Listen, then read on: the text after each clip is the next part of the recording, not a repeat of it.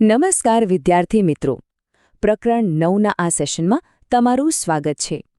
આજે આપણે પ્રકાશની એક ખૂબ જ રસપ્રદ ઘટના વક્રીભવન વિશે વાત કરીશું, અને એ પણ એક કાચના લંબઘનનો ઉપયોગ કરીને.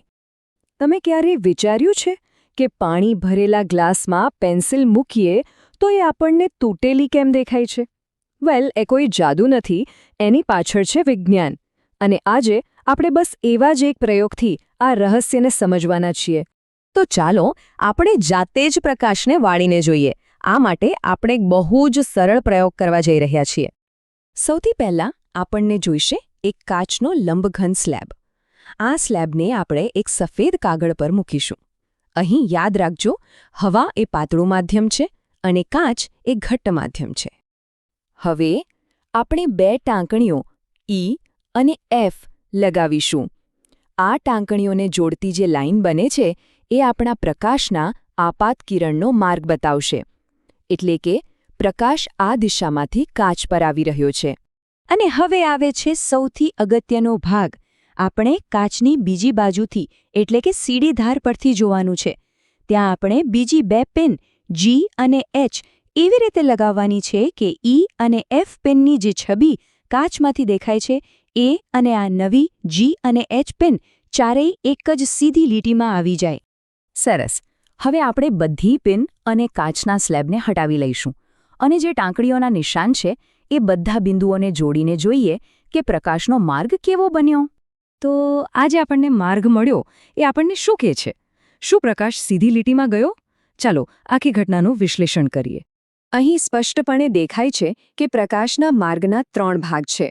પહેલું, આપાત કિરણ EO જે હવામાં છે. બીજું, વક્રીભૂત કિરણ OO' જે કાચની અંદર છે. અને ત્રીજું, નિર્ગમન કિરણ O'(H) જે ફરીથી હવામાં છે. તમે જોઈ શકો છો કે પ્રકાશે 2 વાર પોતાની દિશા બદલી છે. પણ આવું થયું કેમ?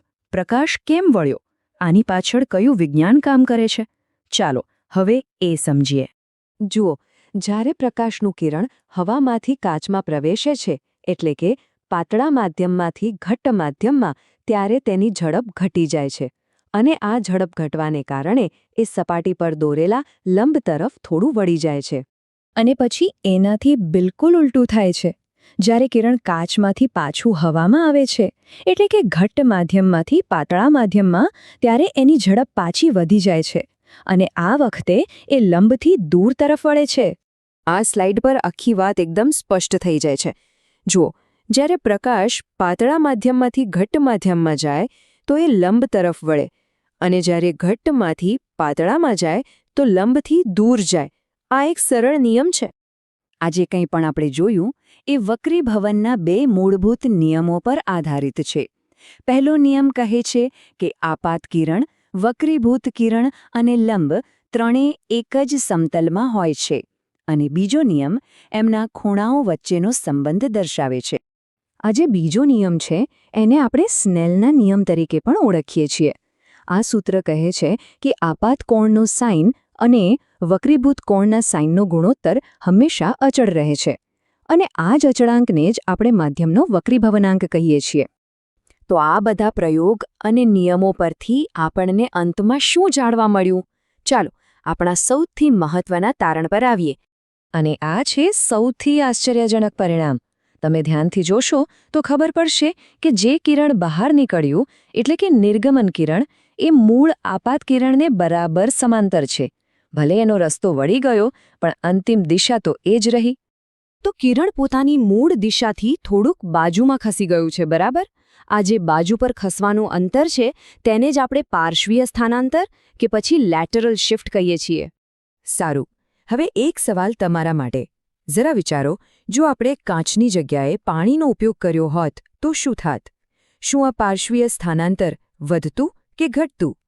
આના પર જરૂર વિચારજો. આશા છે કે તમને આ સમજૂતી ખૂબ જ ઉપયોગી થઈ હશે. જો તમને આ વિડિયો ગમ્યો હોય તો સંજય મેથ્સ એન્ડ સાયન્સ એકેડમીને તમારો સાથ આપવા માટે લાઇક, શેર અને સબસ્ક્રાઇબ કરવાનું ભૂલતા નહીં. આભાર.